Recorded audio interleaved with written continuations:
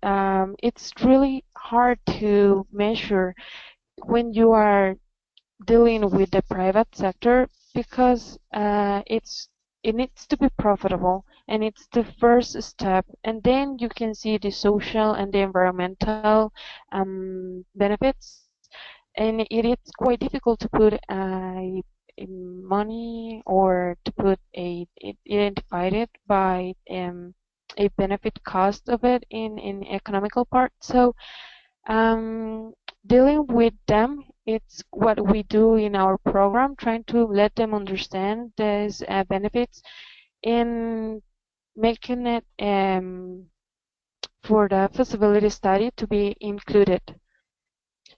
But on the challenge and next steps, we can see the next one, Ali, please. So in the challenge, we can see what we were talking in the NAMA. We as group of a lot of different institutions and public institutions on the working table that we call for the NAMA, we identified these challenges. The first one was financial, so private projects or private companies could have better uh, better in préstamos. Oops, I forgot that word in English. Well, loans, I guess it's the word. Loans, yeah, thank you. So the loans has to be better in the interest and all this financial stuff. And that's what we're working on the NAMA principle, but there's a lot of more points down there and components in the NAMA that Alejandro talked last time. Then the tariff, because what we have in the country right now and and what we are living in these 2 or 3 years next, that it's going to be with Reventazón and the other ones, the other projects that are starting in this year or during this year, makes the biomass less attractive for the government to develop. So what we need to wait until these projects are developed and stabilized, so we can figure out or talk again a little bit about the price of the bioelectricity. We know that bioelectricity is a really good opportunity for us to decrease in to decrease more our footprint. However, we still need some of these other steps to occur so we can go forward. Then the request for the community of practices to help move forward in this technology. Well, the Costa Rican government and the companies that are private companies that are in Costa Rica, they said or they believe that the country has a really high cost of energy because of the renewable metrics that we have. So in this case, we should understand or we should think about what the consumers want, and they want products really cheap, not with a price so high because of their being produced with green electricity or green practices. In this kind of mentality, we should work on it as countries because, as we were telling with Dinama, we were asking or analyzing the situation. Well, Costa Rica produced less than 70 tons of CO2 per gigawatt produced. And if we compare it to other countries in Asia, well, they produce more than 40 tons per gigawatt produced. This is a really difference in here.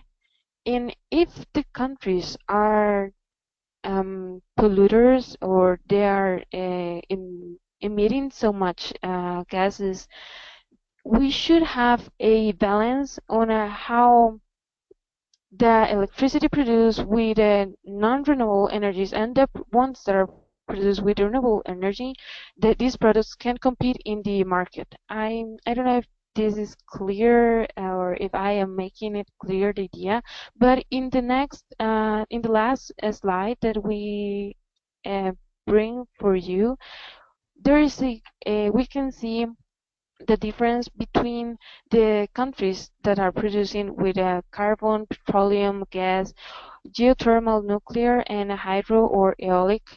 Uh, Costa Rica don't even appear in the graph because we are emitting less than 2,000 tons of carbon dioxide per gigawatt in produce. But this should make us develop different ways to, I don't know, to qualify it or to make our products be in the market. In the NAMA, we are trying to make the producers be really motivated about having products with a low carbon footprint. However, the price won't pay for it. The market or the producer, the consumers, I'm sorry, the consumers won't pay for it. So how can we enter a market and the producers can be sure that their products, even though it's a little bit high in the price, the consumers will pay for it. That's our challenge, and there's a lot of things that we still need to figure out how to work with them. But Costa Rica, I believe, are doing stuff correct, or maybe we can do it better using bioenergy, but we need a lot of things to be clear before we can go forward. So I don't know if I make it real fast, but since the time is short, I prefer just to make points and really direct. And if someone has some questions, we can discuss later. Thank you.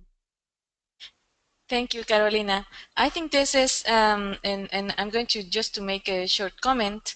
I think this is very important for Marco to listen to the situations and your concerns. And I think from each in all of the presentations, we are going to have some points for Marco's discussion in the next part of the call. But what I would like to point out to Marco is I think is important to differentiate the kind of cost analysis that would be done by a private investor, which is of course financial cost benefit, and what is the difference with the social and economic, social, and environmental cost benefit analysis that you would do for policy making, because of course in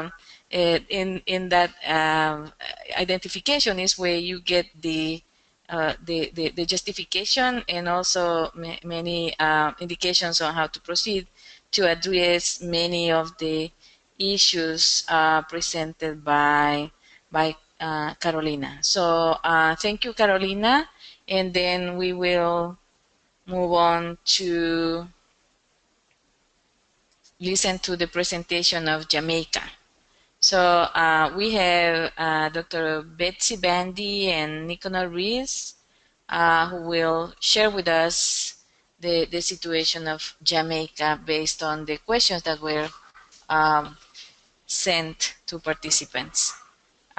Please, Betsy, I'm going to open your microphone. I don't know who, and please tell me if you're going to speak first or is Nicanor going to speak first? Hello, Hello, yes.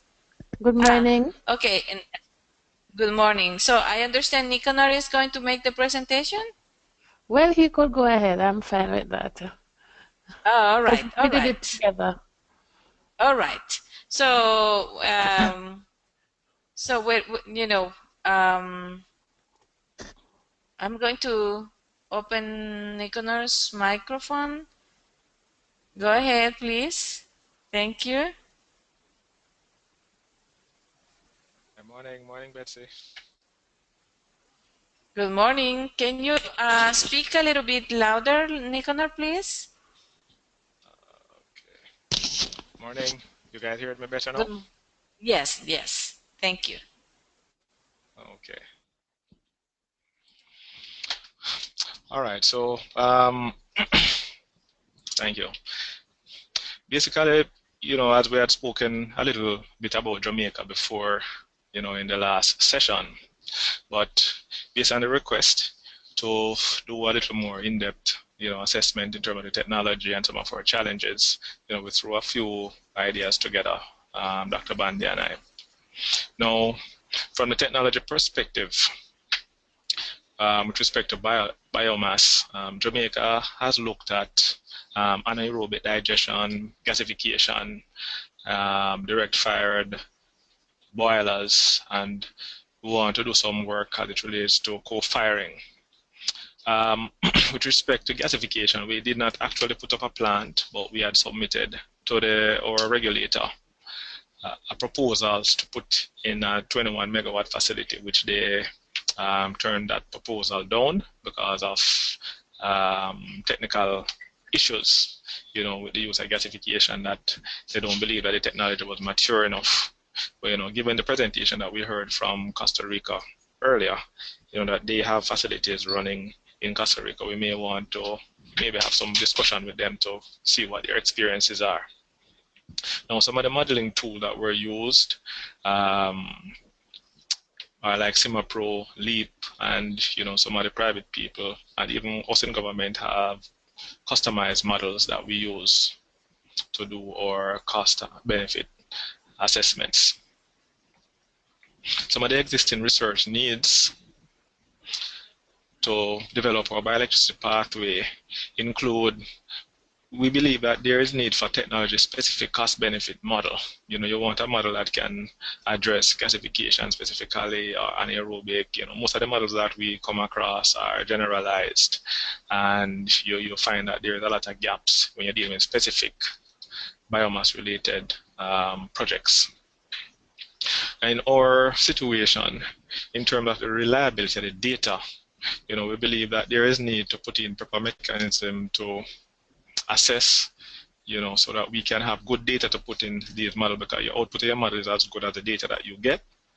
And also there is need for better coordination within the country as it relates to bioelectricity research and development. Next slide, please.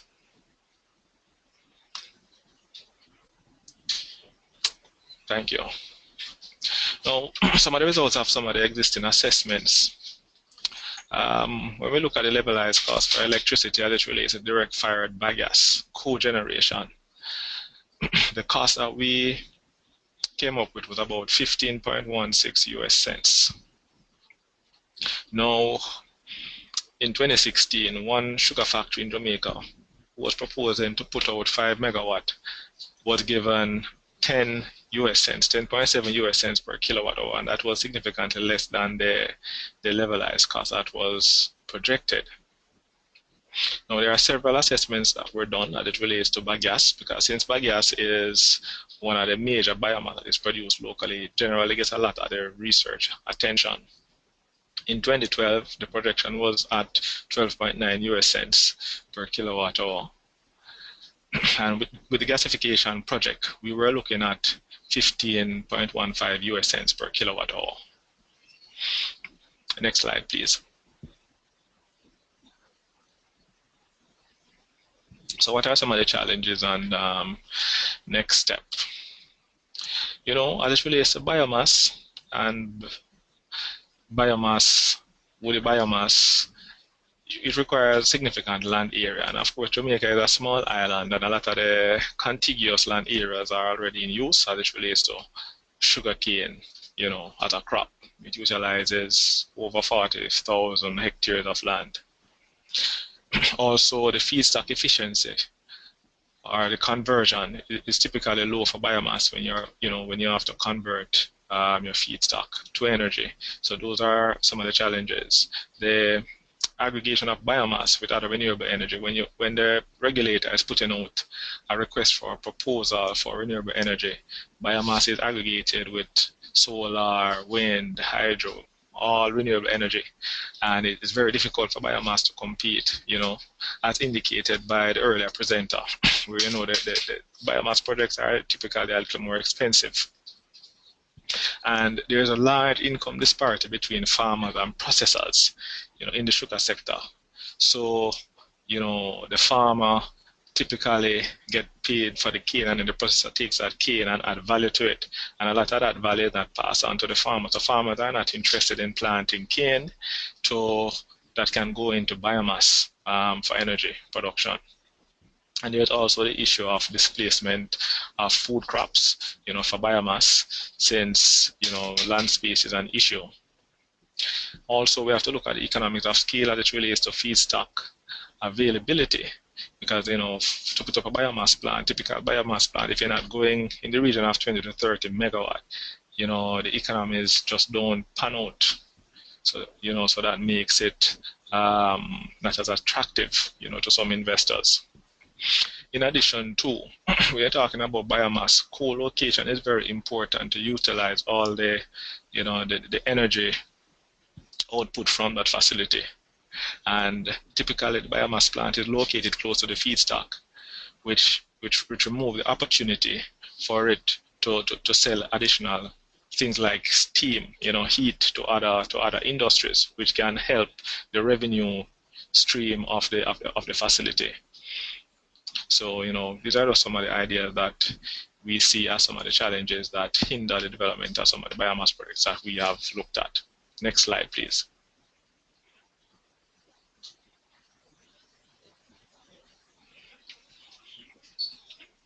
Okay, so what are some of the steps that we have identified to address some of the social and economic challenges? Of course, the sugar sector, again, is a huge part of the Jamaica social construct. And, the sugar industry in different areas drive the economies of different sections of the country. So we believe that there needs to be a review of the existing payment system so that the farmer can benefit a little more from the products that comes out of the sugar value chain. We also believe that we have to lobby the regulator to have a separate request for proposal as it relates to biomass, so that biomass will have to compete with the other renewables. In addition, the facilities that currently exist have to do an assessment and upgrade their facilities to make it more efficient, so that if they're doing cogeneration, they will have a better opportunity to benefit, from a more efficient facility.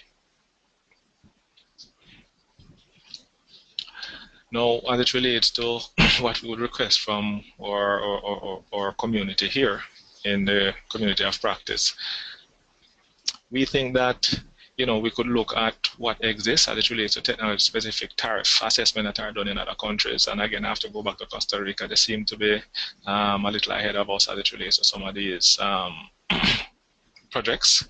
So it would be good to look and see what they have done in terms of their tariff as it relates to like waste to energy and biogas from anaerobic digestion. There's need for capacity development and knowledge exchange and gasification also. And what are some of the feedstock strategies? And also, we believe that there needs to be a characterization of other crop residue, because although we have strong focus on sugar, there are a number of different other crops such as coffee, which is fairly large here in Jamaica, and banana.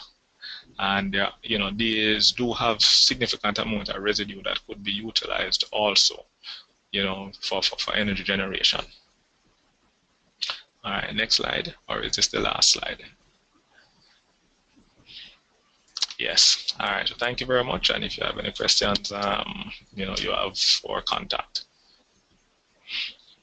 Thank you. Thank you very much, Nicanor. And well, I think also here there are several challenges that I hope that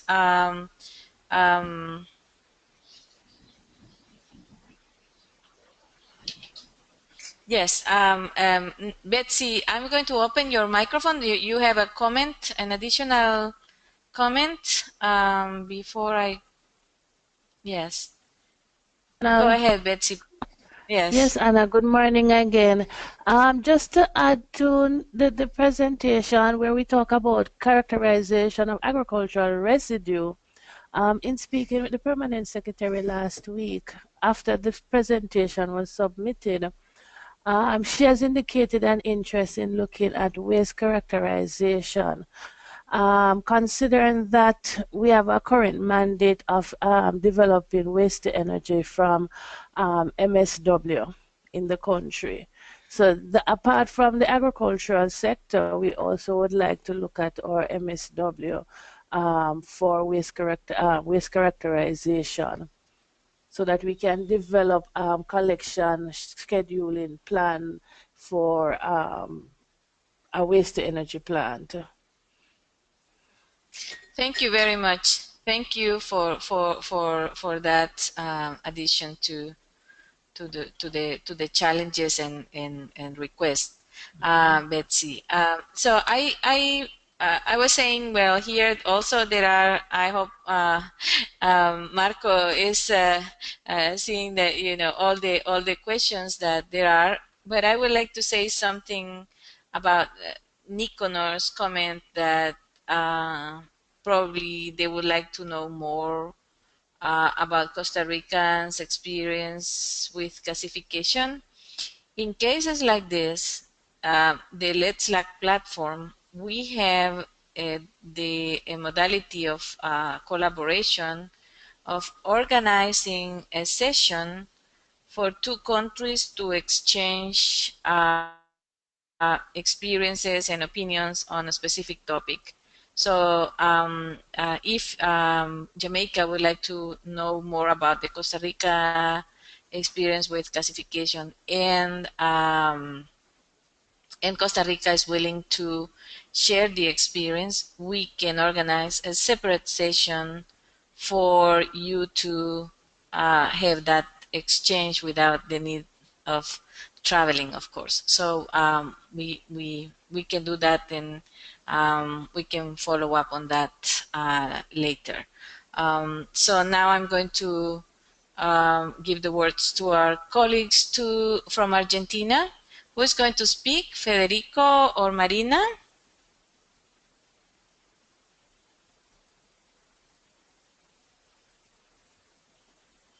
Let's see. Both. Okay, so I'll open both of your mics, but just please, when you're not speaking, the person who's not speaking, you have to mute your microphone. So Marina, and your microphone is open. Federico also. Welcome. Federico, go ahead, you first.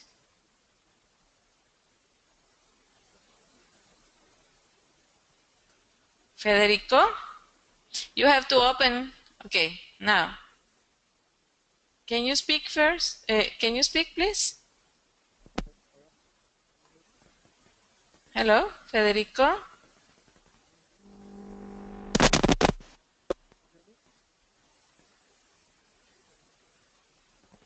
Hello? Federico, we cannot hear you. Now we can. Okay, go ahead. Okay, thanks, Ana Maria.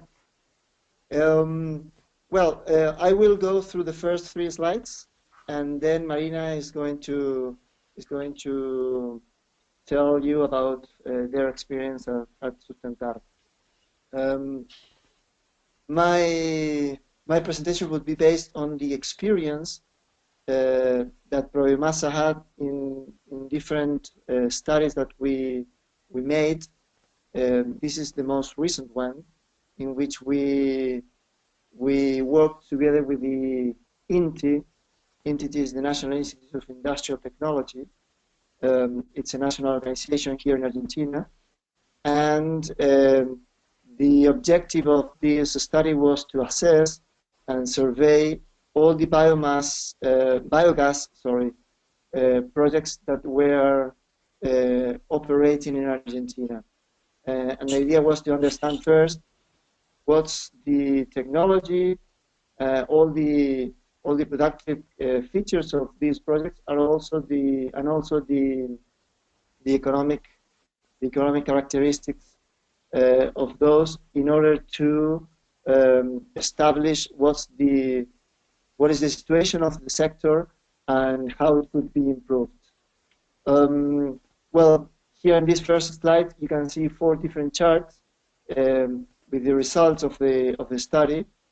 In the upper part of the slide on the left, you can see the different type of technologies that were identified.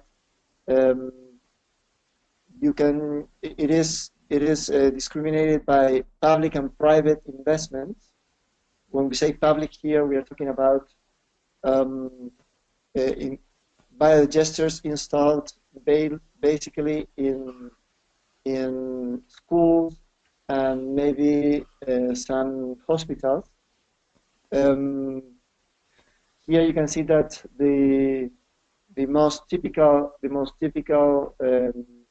type of technology for the public sector would be the complete mix type of biodigester, then the black flow type, and finally the covered lagoon. While for the private sector, it will be first the complete mix and then the USAB type of technology. When we are talking about the origin of the waste, here we can see that the industrial residues are the main generator or producer of this type of projects. Then in second place go for the urban residues, and in the third place for animal residues. On the bottom, on the left hand side, you can see what is the current use of the biogas, and it's interesting to see that more than 40% of the biogas right now is not being used. It has been released into the atmosphere. So this means that these biodigesters are only used to treat the residues or the effluents, but not to take advantage of the energy. And in the cases where the energy is used, when the biogas is used, most of it is used for thermal purposes and not for electricity purposes. As you can see, this is more than 45% for 44% for thermal and less than 15% for electricity. So there is something that needs to be changed there, because we are losing a lot of potential to generate electricity from these sources. Regarding the technology suppliers, it is also interesting to see that almost half of the technology is provided by local suppliers, and you can see also from this chart on the bottom in the right that a great part of it is also carried out by their own project the project developers. So one thing that we can conclude from here is that many of these biodigesters were homemade biodigesters, and we need to improve the quality of the technology that is being used. Next slide, please.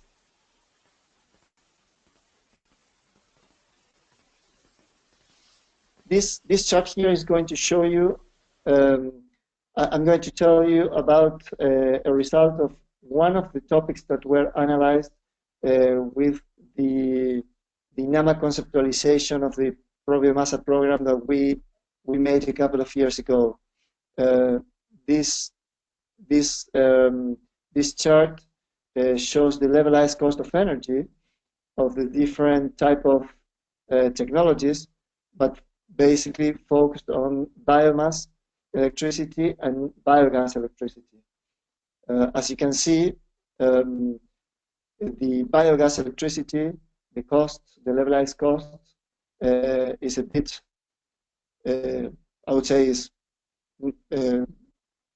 quite significantly higher than the biomass electricity and cogeneration projects.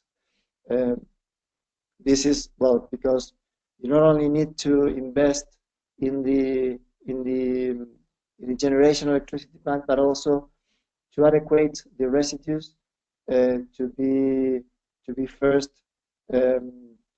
processed within the biogas plant, and then utilized by the generation electricity, by the electricity generation plant.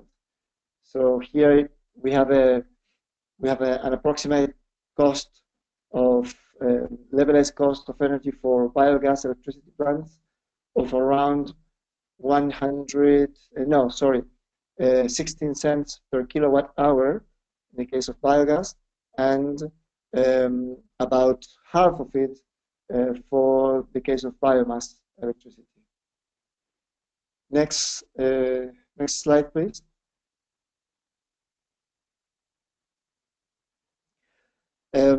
This is just a brief comment about two multi-criteria methodologies that were developed by the program.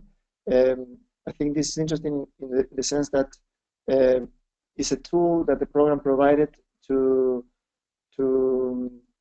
some of the actors that need to define what are the policies that will be taken regarding the sector. One is the financial sector, and the other is the public entities, the public sector. For the financial sector, we developed a tool that helps them to understand from a technical standpoint the feasibility of the biomass and biogas projects. And for the case of the entities, this tool helps them to prioritize projects considering not only the economic and financial aspect, but also the social and environmental aspects of the projects. So they are starting to be used by these two sectors, the financial and the public sector, and we think that it will be very helpful for them. And the final slide from my side, next one, please.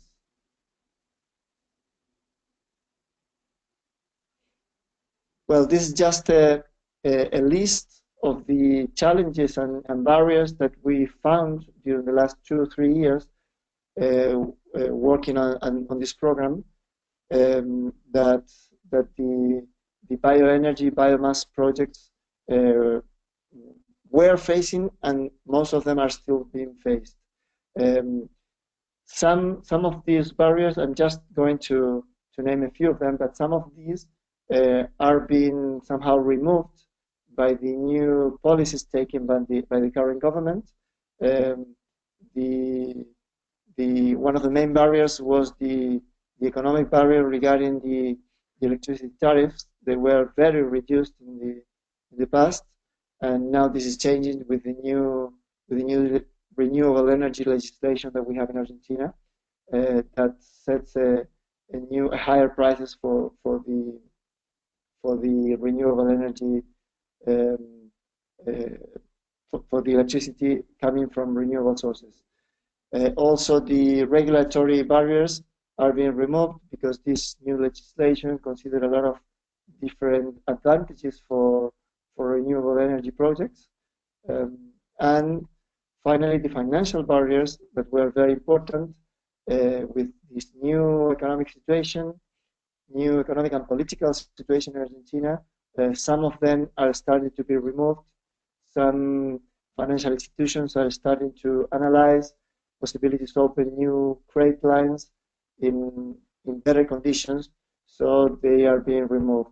And all other barriers regarding institutional technological barriers are the ones that Bioelectricity as a program has been working more in deeper detail, trying to solve them out, and some of them were already removed. So I just leave the list of all the barriers that we found, so you can read them later in more detail. So now I'm going to pass it on to Marina, and I'm open to questions if you want later during the presentation. Thank you very much, Federico. Can you hear me well? I guess so. Well, yes, thank you, Marina. Thank you, Anna. So just an initial note.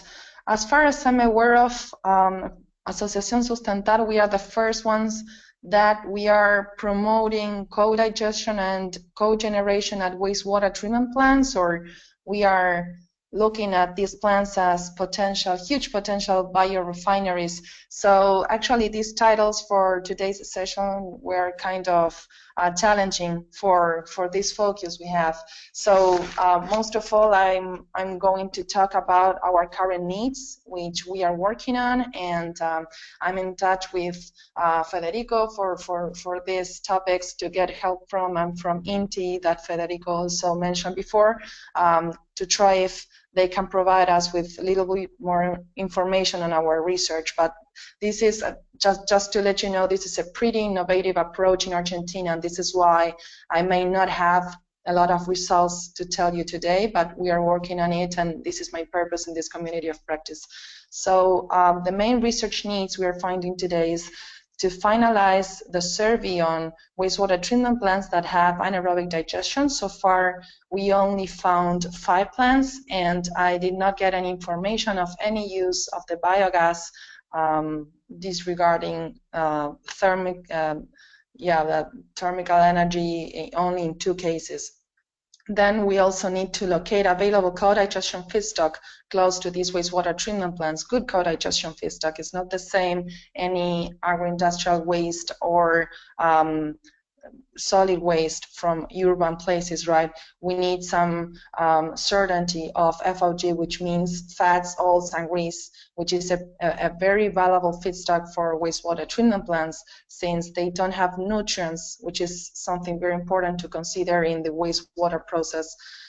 Maybe could be also dairy waste, and I know that INTI is working on this initiative in one of the plants, and other industrial waste that may also be favorable for this process. Then a very important thing that Rico showed today is this analysis of the levelized cost of electricity.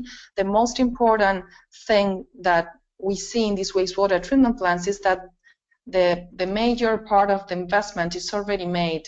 They already count on anaerobic digestion on some cases. So what is that we need to take into account for the levelized cost is just the 3 main parts of this new system. The pre-treatment plant for the co-digestion substrates, for example, fat, salts, and grease, in which case we will need to take out grit, stones, and heat it before getting it into the digester. Then we need to consider a co-digestion plant, and then we need to make some improvements to current processes. For example, better mixers to the digesters, adaptation of the heating system for the co-generation side of the system. It's not a boiler anymore, but the recirculation of hot water, for example. And finally, any case studies in Latin America to learn from and to get any connections. So far, I know that Honduras is doing something about this, but unfortunately, I don't think we have any members from Honduras in this community of practice. So I will try to reach out to them somehow and see if I can learn from there and bring it to this table. So next slide, please.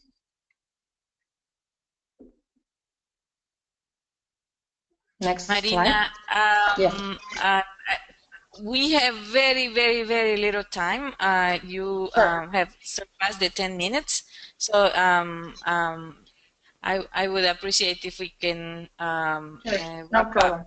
Huh? No Yes. problem. Go ahead. First of all, quick note, there's a mistake in the 4th item of this slide. It's not 8%, but 20%, just in case. Then later on.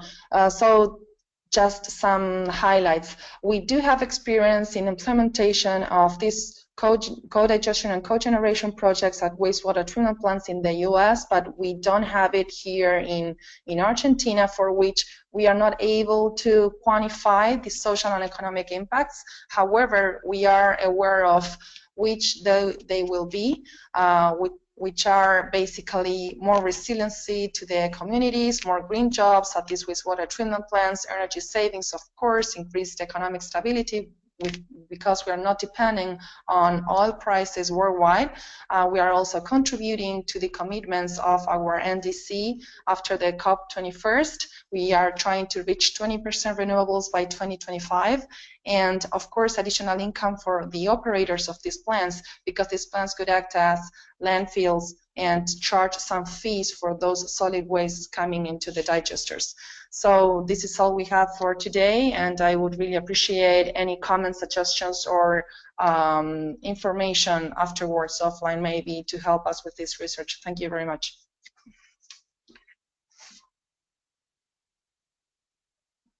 Well, I know Carolina Hernandez for a long time, and she has been working on biogas projects of different type in Costa Rica for many years. So I hope you two can establish communication if we can also help organizing a session for you to exchange experience also on that. The program that Carolina has been coordinating with the German cooperation.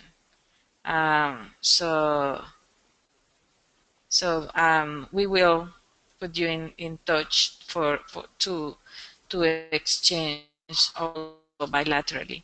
Thank you very much to Argentina.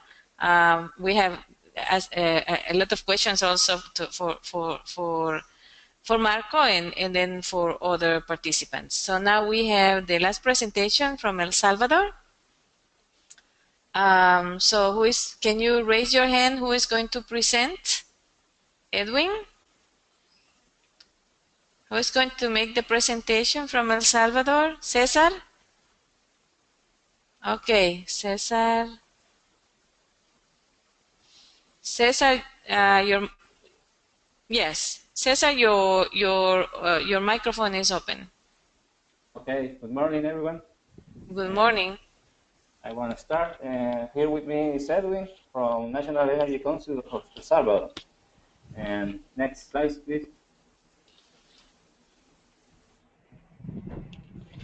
Well, for the next, for the first question, the technologies that have been researched in our country, for example, for biomass resources, the protection of sugarcane is the more potential in here. Also, we have studied on other technologies like coffee husk and rice husk, but the potential is too low to generate energy. For another example, sugarcane has more potential, and we know that in the next years, all the plants that are already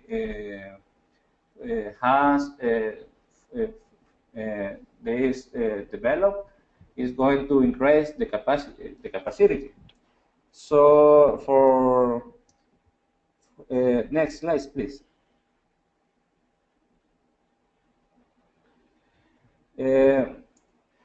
We have developed, as we told on the last presentation, that in 2012, with the cooperation of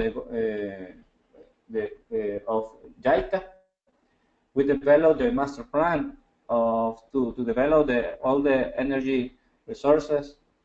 And in that case, we focus on small hydropower, wind power, and solar generation. But we have identified different kind of potential. For example, for land, we know that there is a landfill biogas power generation system, for example, in the Japa AES, with a capacity installed of 6.3 megawatts. And we know that there is a potential to increase to 10 megawatt or maybe 25 in the future. Also, we have the research that the animal waste around the with the capacity of maybe 84 megawatts in total around all the country. Also, industrial waste. There are some industrial using industrial waste for biogas production, such as coffee factory and beer factory. Current condition of using biogas from this industrial waste source was studied. And also wastewater, there are about 66 water treatment plants managed by the government, by ANDA, and there is a possibility to to have a biogas production for wastewater treatment in there. Next slide, please.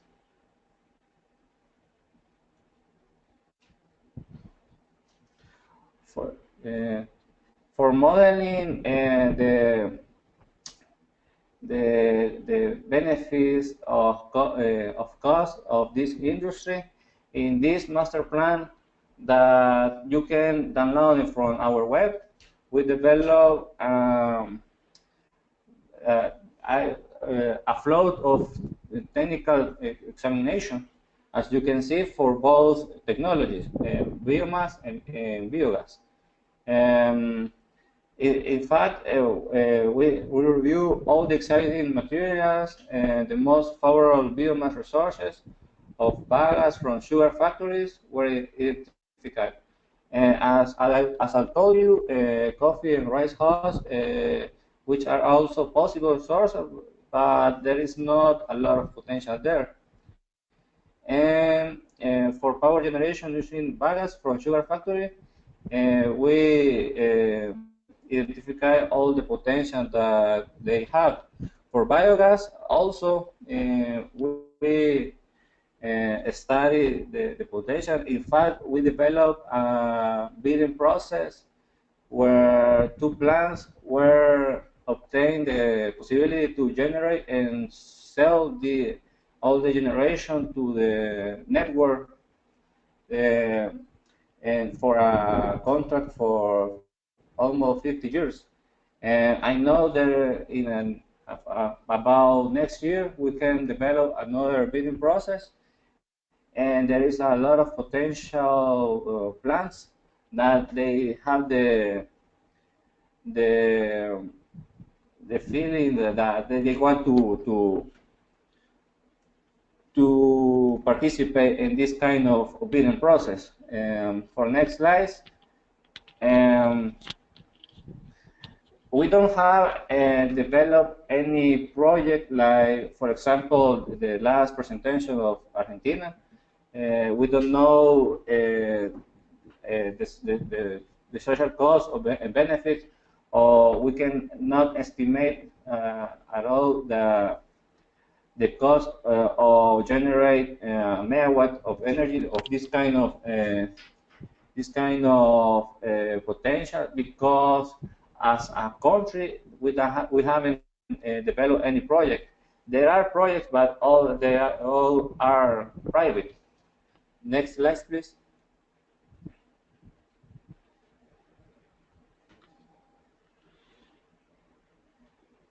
Well, we in this master plan we identify a lot of challenge.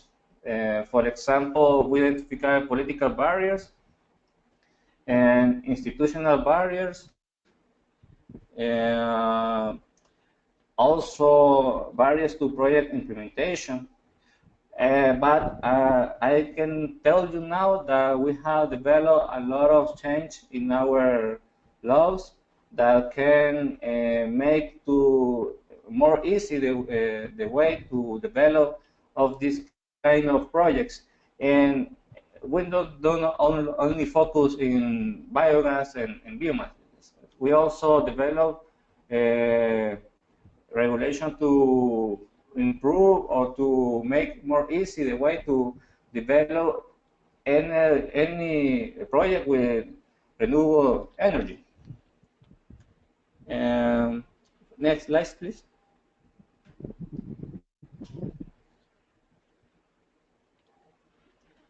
Well, for future plans, as I told you, we know that there are biogas power plants that have been established from private companies, and we know that they are going to increase the capacity in the next year. In fact, there are some of these that they are already increase the capacity.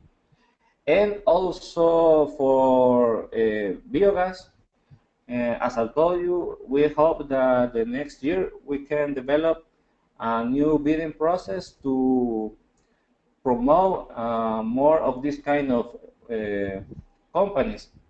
And we are developing this project, the consulting of biodigesters, with the help of CEPAL, and we're going to try to assess and identify all the potential use the biodigesters by animal waste or another agricultural waste to promote this use of energy by I think everybody knows the meaning of turbococinas and something like this. As I told you, this is just we are just beginning this, and we have a lot of objectives in this project, like identify the communities with potential to produce biogas in the short term through animal waste like cows, pigs, chicken, or agriculture waste. Also, we are already in the process of elaboration of the term of reference to allow to in place at least 3 of building stores in communities of population sectors. We already know that we have identified biogas with more potential, and also we are going to design the 3 projects of building stores and to show of these communities, and with these communities and projects we will have the example of projects to doing in another communities later. Next slide, please. And for final slides, what requests do we have to community of practice to help move forward the next steps? Well, I think we want to transfer all the experience of the developed technologies in this we have in this country. We already know the potential, but we have never developed any project with a lot of technologies like gasifiers. Also, maybe we can have technical training to share all the experience with another country, and also be in contact with this community of Let's Lax for future cooperation, to know, for example, ways to get financial help, and to develop another projects. That's it for me. Just for a resume, you can also find all this information in our website.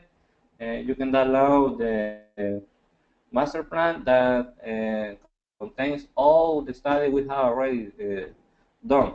Thank you.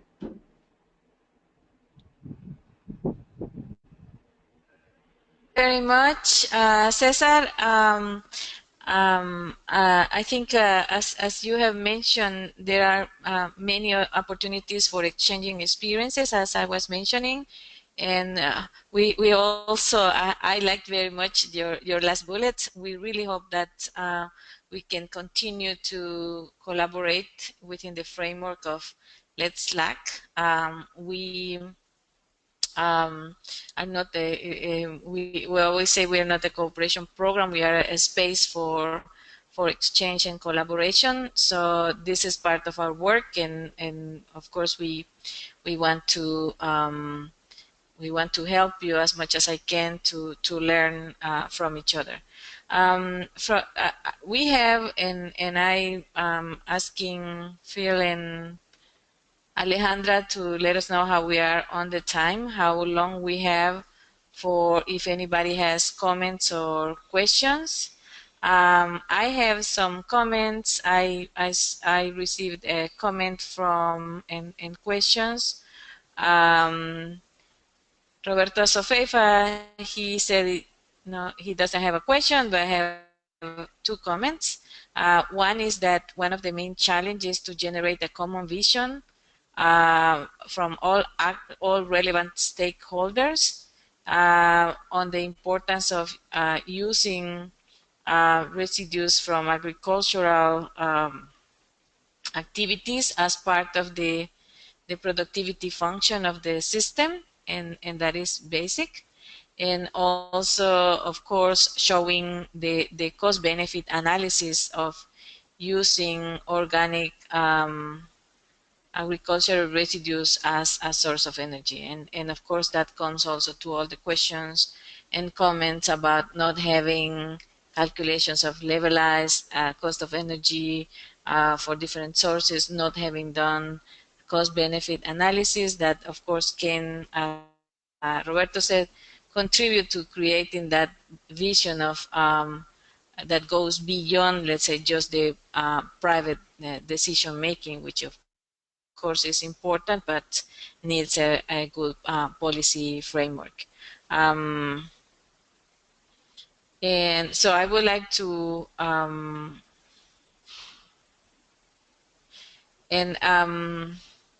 Hector, sorry, for Cesar, Marina has a question. She asks that you mentioned that you have 66 wastewater treatment plants, and she wants to know how many already have anaerobic digestion as the stabilization process. Cesar, do you want to answer that? Uh, Hi, we can investigate for the exact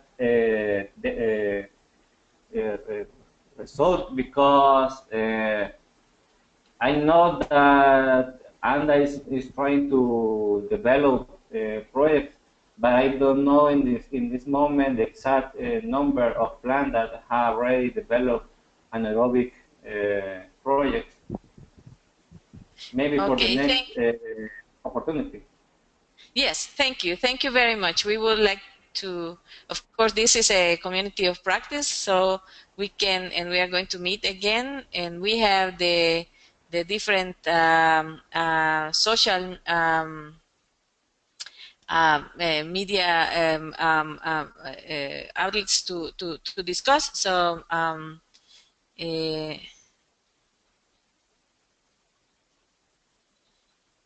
okay. And Marina said, well, if there are private operators of biogas projects, and you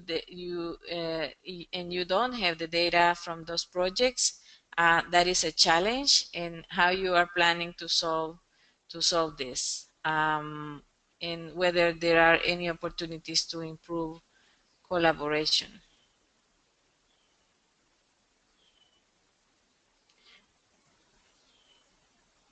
Uh, okay, anybody else has a question?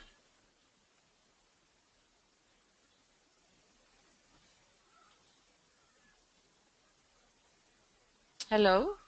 Any question, comments? Anything you would like to add or share with others based on the questions that they have asked? Um, Carolina, Marina is asking for Costa Rica. Um, she's not sure if you presented it and she didn't see it, but she would like to know the install capacity for pyrolysis and biomass boilers in Costa Rica. And also for Argentina, Roberto Asofeifa from Costa Rica is asking if you think that biomass electricity should be more expensive, and I mean prices, not cost, should have higher prices than other sources. So I'm going to Carolina, if you can answer about the install capacity for pyrolysis and biomass boilers. And I'm going to ask Federico if you think that the prices for biomass electricity should be higher than for other sources. Carolina, please go ahead. Carolina? Hi. Yes. Yeah. Yes. Yeah. For biomass, in the case of bagasse of sugarcane residues, there is a 40 megawatt install, and the ones that are like selling energy to easy is this capacity. It's two engines that are installed here in Costa Rica, and then we do have three projects that are using biogas to produce thermal and electric energy. One of them is CoP. It has 1.4 megawatt um, 1.4 megawatt installed, and they auto-consume all the energy. And the other one is Porcina Americana. It has 250 kilowatt install, and it's also for auto consumption. The one that have thermal energy, it's Porcina is, I'm sorry, Sustratos de la Ribera, and it have a boiler and capacity of 600 BHPs, a boiler, heat boiler power, and they're using the biogas to substitute bunker. I don't know the word for bunker in English. I'm sorry. For pyrolysis, they're really small and they're using it for coffee. I don't have the data exactly how much kilowatt they have installed, but what they are doing is that they use the pergamino, that it's one part of the residues of coffee beans processed, and they use it in the ovens. I don't know if I answered the questions. I really can't see the questions from the other, or I can't see the chat of the rest of the participants. I I I don't know if someone can help me on that. Thank you. Thank you, Carolina. I think that Marina will have a good idea of the development in Costa Rica, and I would like to point out that as Marina was telling Cesar also, I think that in many countries there are biomass projects that are private and are not necessarily all of them under the radar of the policy making entities. So I think that it is one of the challenges is to keep track and keep good statistics because of the nature of some of the projects. Thank you, Carolina, and I would like to let Federico answer the question about the prices. Do you think that the prices for biomass electricity should be higher than for other sources? Federico, adelante.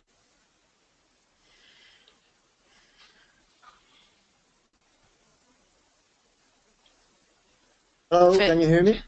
Yes, yes. Okay, okay, thanks. Thanks, Ana Maria. Yes, definitely. I think that prices for biomass and biogas electricity should be higher than other renewable sources.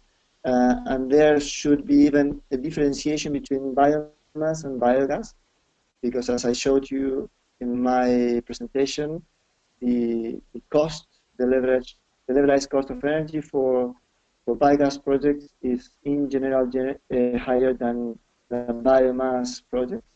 Um, and next week, the government of Argentina is going to open the result of the tender, the bid that the first renewable energy bid that has been launched since the new renewable energy legislation was passed, and we will see the results of this tender.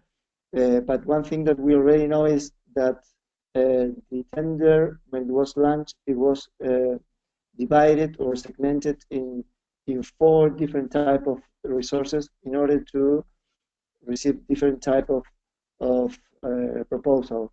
One was for wind power energy, wind energy projects, the other for solar projects, and the last 2 for biomass and biogas. So within the tender, they were differentiated because obviously the government expects to receive different level of prices for each of these technologies.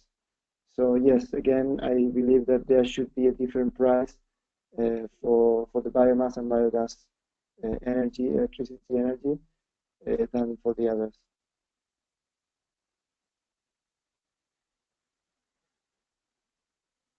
That's a question um, to Marco also, because of course from the point of view of the producers of biomass electricity, you say or bioelectricity, yes, we should have higher prices, but then Carolina was saying yes, but people want, and our governments face a lot of complaints from people saying that electricity prices are too high. So how do we, since we are having this discussion um, from the perspective of policy making, so how we reconcile those two seemingly conflicting objectives? I want to develop biomass electricity, and producers are saying we should pay higher prices, but also, consumers are saying, and companies are saying, we need more competitive prices on electricity. So that's a policy question. I don't want, of course, I have my ideas. I have been working in the energy sector for a long time, but as a facilitator, I just want to pose the question to discuss with Marco, and of course to discuss also where in the next session, where we are going to be talking about policy making, appropriate policy frameworks, policy measures to be able to give answer to this type of questions. So I think we are right on time for Marco's presentation. Um,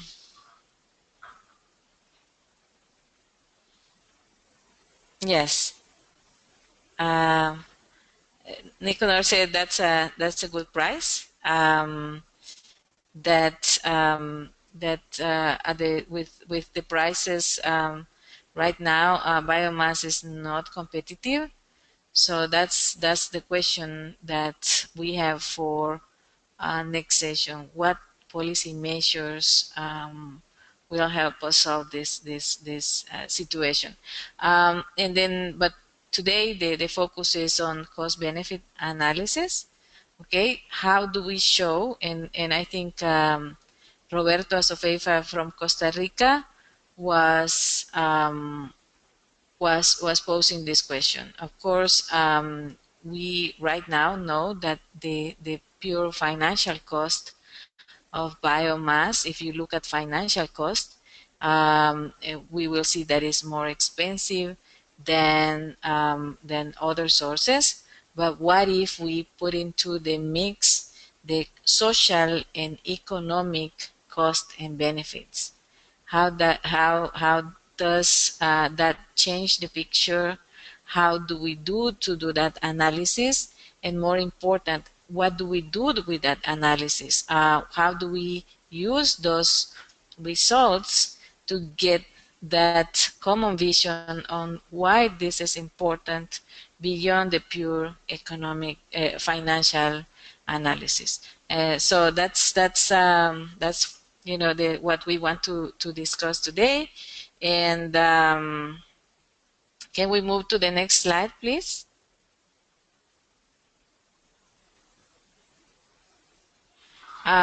So we are going to benefit today from the experience of FAO and their partners in the Global Biomass Energy Partnership, to hear what is the framework that they have developed to analyze the cost and benefits from the economic, social, and environmental point of view for biomass electricity.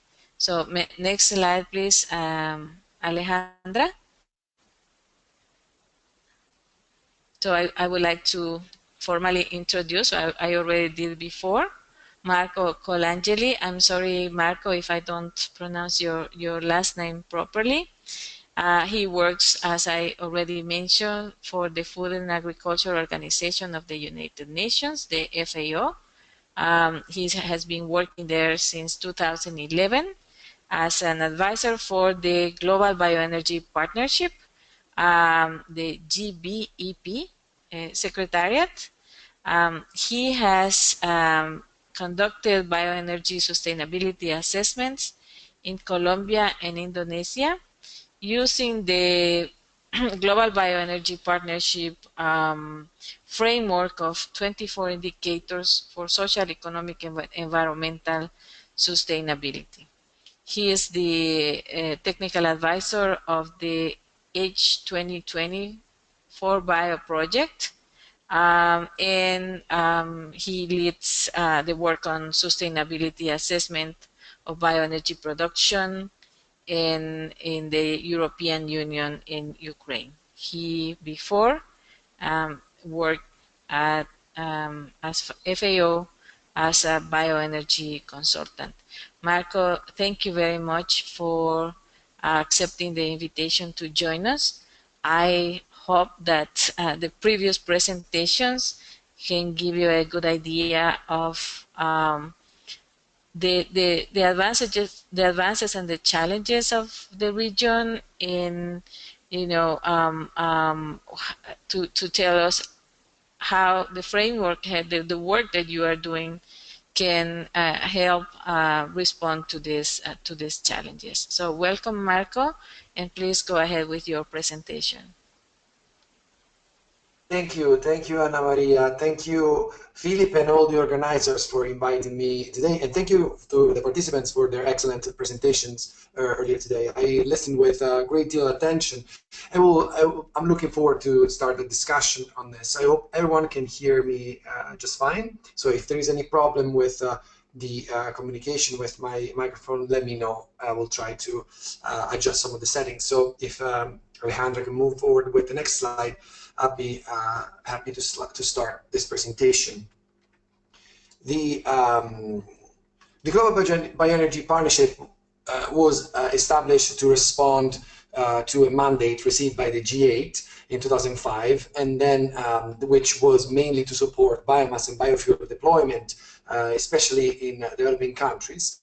And then later on, it became, it was uptaken as a G20 initiative, and later on, the partnership included several other countries that we will see in a minute. The main targets and aims of the partnership, which we call GBEP, is to promote high-level policy dialogue in order to facilitate international cooperation on the themes of bioenergy sustainability, and then therefore foster exchange of information, skill, technologies, and basically contribute to develop the national and regional bioenergy policy making for sustainable bioenergy practices. If you can move to the next slide, please. The partnership works on any form of bioenergy, okay? So certainly bioelectricity, which is the main topic of today's presentation, is one of them, but we also deal with the other forms of bioenergy, which are inherently linked to the production. Bioelectricity, we have already spoke about this today, is also linked to heat production. In fact, steam is one of the, often is a possible co-product of the production of bioelectricity, and therefore considering these forms as in a holistical manner will help understanding and framing the issues and therefore finding the solutions. The partners that are involved in the Global Bioenergy Partnership are mainly public entities and component of the civil society. Private partners are also represented, but not in the form of single partners, but more so in the form of say, association of producers. And in fact, in this slide that we can see right now, we can see a map with the coverage of all the partner observer countries. There is more than 50 countries and 26, 27 organizations divided among partners and observers, and even association of producers, so representative of the private sector, are listed as partners and observers. Next slide, please. The main product of the Global Bioenergy Partnership was released in 2011 and is the set of 24 indicators for the assessment and monitoring of bioenergy sustainability at the national level, as introduced by Anna Maria. This is divided into 3 pillars of sustainability, and basically it includes the production and use of all forms of bioenergy for any end use, be it heating, cooking, electrification, or transport. And more importantly, what the indicators are, they tend to cover, if you can go ahead with the next slide, we can see this. They are represented in an equal manner under the 3 pillars of sustainable development. So there is environmental indicators, which have the same number and weight in terms of sustainability than social indicators and economic indicators. One important aspect that I'd like to point out here is that usually, this session is geared at discussing cost-benefit analysis, but in general terms, this definition, cost-benefit analysis, has a strong economic meaning to it. This is not exactly the scope of the work that GBEP does, and in particular through the indicators what I'm going to present today. What I'm going to present today is the impact assessment under all 3 pillars of sustainable development, so both environmental and social and economic. We would probably need to point out that, just for clarification, that the impact assessment that the GBEP indicators can put forward is then the baseline to develop a cost-benefit analysis. Okay, so this is a step behind, let's say, or a step before we get into the cost-benefit analysis. I don't know if there is the need for me to go through some of these indicators. I would be happy to do it, but just for you to name a few. Obviously, under the environmental pillar, we have greenhouse and non-greenhouse gas emissions accounting. We have so air quality is covered, soil quality is covered, water quality and quantity is covered. Then the biodiversity losses are eventually covered, land use change, and also for particular types of bioenergy production, also, and this is the case, for instance, for solid biomass, also the impact on the harvest levels of wood resources from landscape are taken into account. The social aspects cover a number of important issues such as income, jobs generation, and also food security, at least in the dimension of price and supply of food items. The economic aspects certainly include, we would call these more specifically techno-economic aspects, because include purely technical aspects such as net energy balance or productivity or energy diversity, but also certainly economic aspects such as the gross value added of production of bioenergy. Now, all this information, if Alejandra can move forward, are compiled into the report that I know is also available for you to download through this webinar platform, the Global Bioenergy Partnership Sustainability Indicators for Bioenergy. It's a publication that is now being further revised, and I know that Dr. Bendy knows that we are now developing implementation guides, because we realize that this tool is actually fairly sophisticated and it requires strong form of support. Next slide, please. The way we realized what I just said, that the complexity and the power of these is, in fact, mirrored in these images that we're now going to see, which are a little abstract of one of the 24 indicators, in this case, indicator 8 on land use change. Every indicator in the GVEP report is compiled by part of description, and basically tells us the what. So what is being measured here, and the energy units, or sorry, the measurement units. Next slide. The second part instead includes the methodological approach, so the how to measure the indicator itself. So we have a component of the indicator that tells us what we are looking at, so that any user can realize whether this is relevant or not. Then there's also a support relevance support page in each methodology sheet, and then the body of the methodological approach that explains or suggests how it's possible to measure an indicator. Move to the next slide, please. Obviously, then the practicality of the assessment is linked to the data requirement. So the indicators suggest already to the user the type of information that are needed, so the type of data needed for this measurement. And then if we move forward, we can also see that usually the last component of each methodological sheet is a recap of data sources. So if please, Alejandra, can go to the next slide. Also, the other participants will have the opportunity to see this.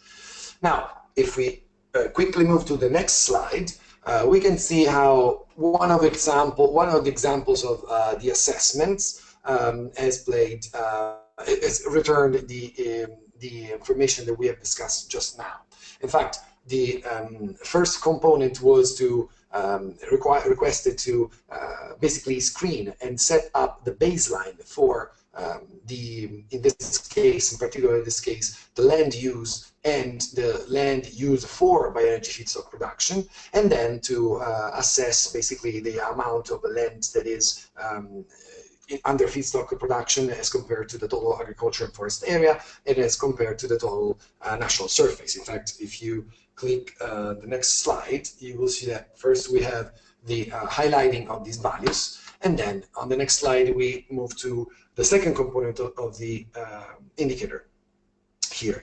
In this specific case, this was in Indonesia, so the feedstock was palm oil biodiesel, was not necessarily linked to bioelectricity, but it's for you to understand that the level of finesse of these analysis can give us an understanding whether there has been any percentage of bioenergy produced from yield increase as a result of yield increase, as a result of feedstock coming from residues or waste, or degraded or contaminated lands.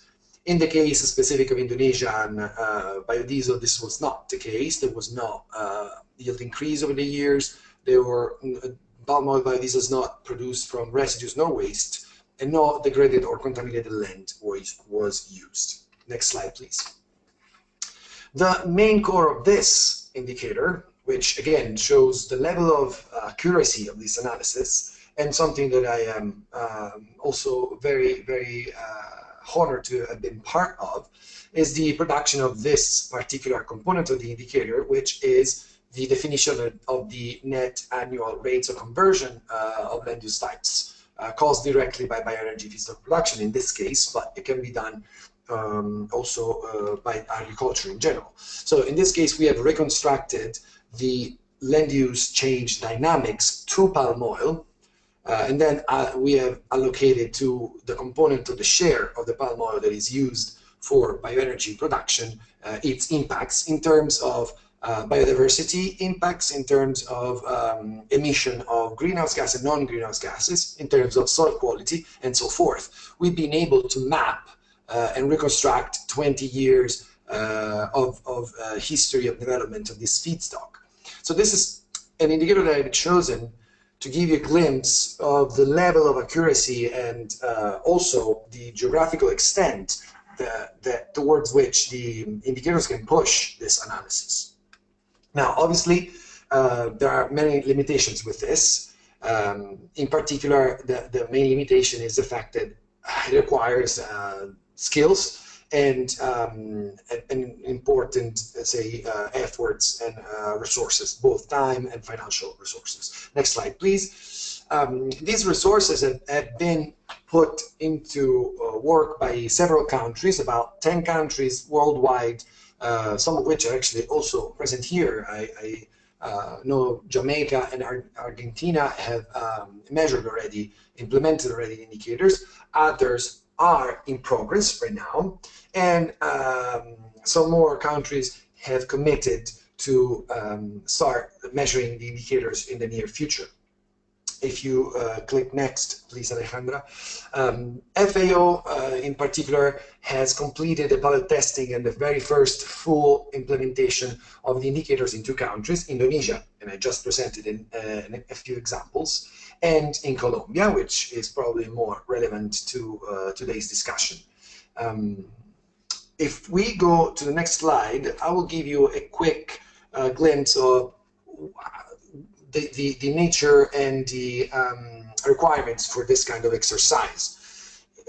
This example, it's probably one of the most complete and comprehensive examples of the assessment of bioenergy sustainability in a country, and in this case in Colombia and Indonesia, was carried out by FAO thanks to the support of the International Climate Initiative, funded by the Federal Ministry of Environment of Germany.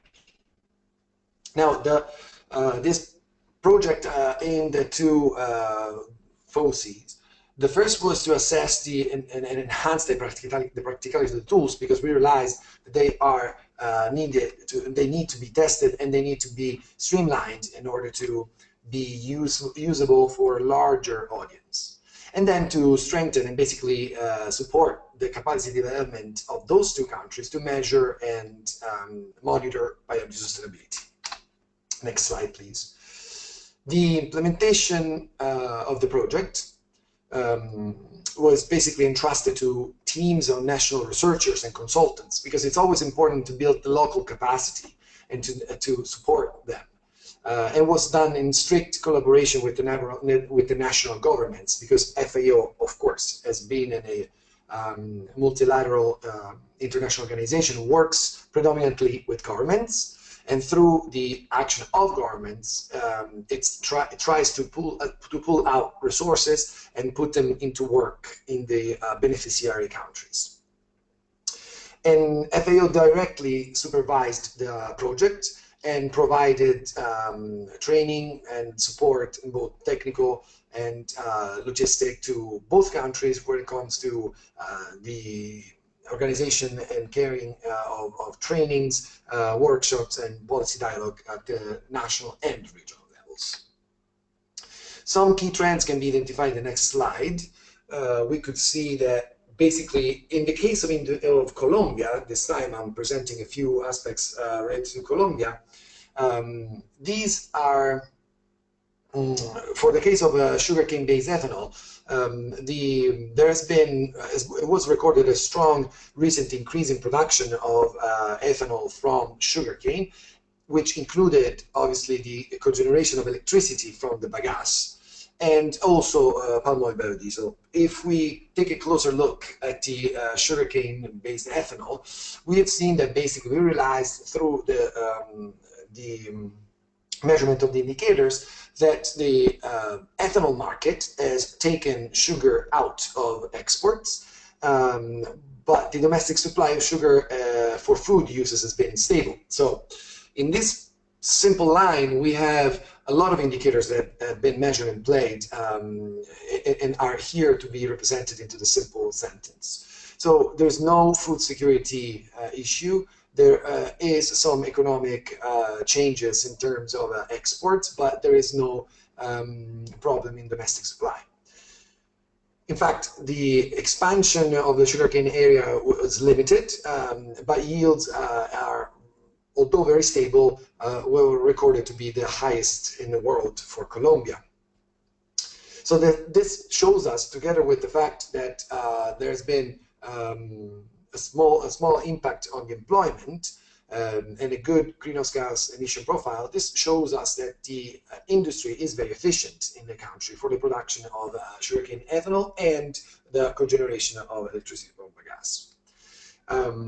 Next slide, please. There have been also a couple of important aspects to monitor maybe on the palm oil-based biodiesel, but because this is not the focus of today's webinar, maybe we can skip this slide, but I'll be happy to discuss further with any of the colleagues involved in this community of practice if they have any question also further on this aspect in particular. Next slide. Because I would like to open a little box dedicated to the cogeneration of electricity from bagasse. Now, our analysis is used as a reference year, the year 2012. So whatever I'm going to say right now is referred to 2012. And unfortunately, because we have not been able to come back to Colombia for a monitoring exercise and basically repeating and updating the analysis done in 2012 with reference year 2012, what I'm going to say will make reference to that year. In 2012, bagasse contributed to a relevant portion of the total primary energy supply of Colombia. 3.5% is a relevant number when it comes to bagasse. Only Brazil has a higher value than that, although in absolute terms, but in relative terms is actually smaller, I think. And this is basically in 2012 was composed by an installed capacity of 182 megawatts, of which the majority were used by the sugarcane mills, but there was also a substantial component that could be instead sold to the grid as surplus electricity. The forecast in 2012 were that by year 2015, installed capacity would have been able to grow until it reaches 330 plus megawatts. Now, these were say projections and forecasts from the Association of Cane Producers of Colombia, and it would be interesting to know whether from the Colombian components of this community of practice, whether this has actually been met, this production has been met. But if we move to the next slide, it would be interesting to see what are the little caveats of this sector in Colombia. Although the industry, as I said, the sugarcane industry is highly efficient, both in terms of carbon footprint and in terms of productivity overall, the contribution to the carbon emissions are mainly from the processing stage of the cane. The reason is that, at least in 2012, and again, it would be interesting to see whether this is still the case today, or if there's a trend, a changing in the trend.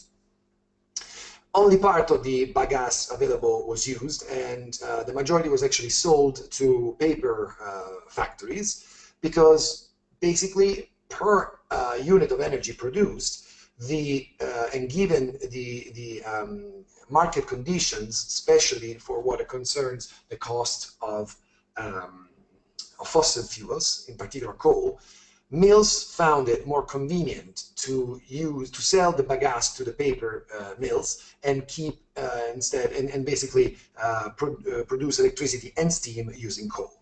So this has a strong impact on the capacity to produce electricity through bagasse. Therefore, the impact of bagasse in terms of share of the total primary energy supply, and also in terms of emissions. So again, when it comes to sustainability, both economic, social, and environmental aspects have been considered in this analysis. If we move to the next slide, in fact, we can see that the reasons are, like I said, primarily the convenience for the sugarcane mills, at least, like I said, in 2012, to use coal instead of bagasse, and also the fact that the thermal efficiency of the boilers installed in Colombia is not the highest in the world or the highest available in the market. And therefore, let's say that there exists an edge, a little gap that can be filled with investments that go towards making the production of bioelectricity from bagasse more lucrative for the mills. If we move to the next slide, we can see that basically FAO concluded in this specific regard that it was important to give recommendation to the policy makers of Colombia on this. And in fact, we proposed to discuss incentives to increase the use of bagasse and decrease the share of coal, and then also increasing the efficiency of the cogeneration systems would have helped in terms of displacing more fossil fuels, and therefore making the best use of the energy contained in the bagasse. Next slide, please. Or actually, next two slides. We can move. We can skip the next one.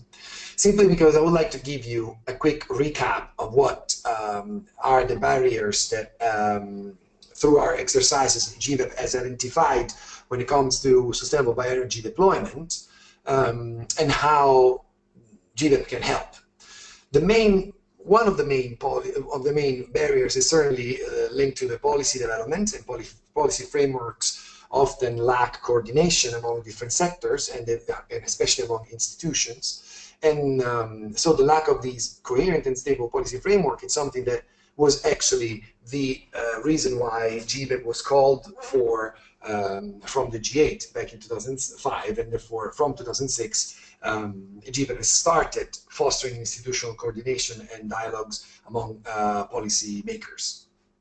Next slide, please. Another set or component, or another aspect that represents a limitation is lack of evidence when it comes to understanding the biophysical and techno-economic potential of bioenergy, and therefore the lack of evidence-based policies, because often policies are made to respond to needs that are perceived but not necessarily supported by evidence, and therefore GVEP has produced the like I said, the main tool, the set of indicators that contribute to generate this evidence. Next slide. Obviously, the indicators are also phenomenal to address the question of understanding the environmental, social, and economic sustainability or impact that bioenergy can have, so that this will bring political support and social acceptance in many cases. And again, the indicators here are the way the GVEP helps with this. Next slide, and this is my last, I guess, for this presentation today, is the role that data and skill offer, and particularly FAO with the management of the projects.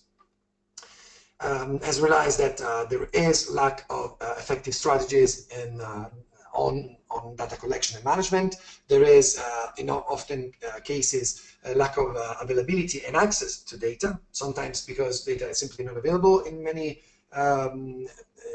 in many economies in transition, and often there is no access because there is competitiveness issues between private sector companies that own information. And also, it is often the case that there is lack of skills and capacity to undertake the necessary analysis. So this is how GBEP, through the implementation of these projects, like the ones carried out by FAO, is compiling the necessary data in order to fill these gaps and strengthening the capacity of the relevant institutions. So this was my next slide, and my last slide, I'm sorry, but the next slide, there is only my contacts, and I hope that you will be interested in getting in touch with us for any information. Mainly FAO and the Global Bioenergy Partnership work on bioenergy sustainability issues with governments, and through the governments, we bring together all stakeholders to the table. So it will be very, very interesting for me to know what are your contexts and how we can possibly work together in this context. Thank you very much. Thanks a lot, Marco, for your presentation and for your interest and open attitude towards collaboration. I would like to explain, and I think something you said is very important, that this type of sustainability analysis is a step before these calculations of levelized cost of energy, which of course are aimed at putting some money value into those positive and negative social, economic, and environmental issues, impacts that go beyond the the financial cost benefit analysis that a project developer would do by itself. And as I mentioned before, of course, this is information for policy making that goes beyond the information for specific project development. So just to put into context for the colleagues that we are talking about, creating a policy framework and more than developing a specific project. And as you said, Marco, this is a step before that, trying to put into money terms these positive and negative impacts that are not necessarily considered in the financial analysis. And I would like to explain that for us it is very important to have this before. We unfortunately had a scheduling problem with a person who was going to present a framework also on levelized cost calculation, but we will do so in another session, and we'll let you know later. So right now, I think the issue of the sustainability, and as Marco said, not in monetary terms, but just analyzing, and I would like to say that usually when people are trying to promote bioelectricity, of course, the promoters, we always see the positive things, not only in terms of course, economic benefits, but the social benefits, the environmental benefits. But also, depending on what it is and how it's done, it can have important negative impacts, and that's also important to take into account for policy making. So I think this is a good framework for that discussion that goes beyond the project developers and the pure energy policymakers, and it has to involve people from the economic policymaking, agricultural, social, etc. So I think this is a very, very important input for the discussions in our community of practice. And then I would like to ask the participants whether they have questions or comments for Marco. Do you have anybody that you want to raise your hand or write the question, please?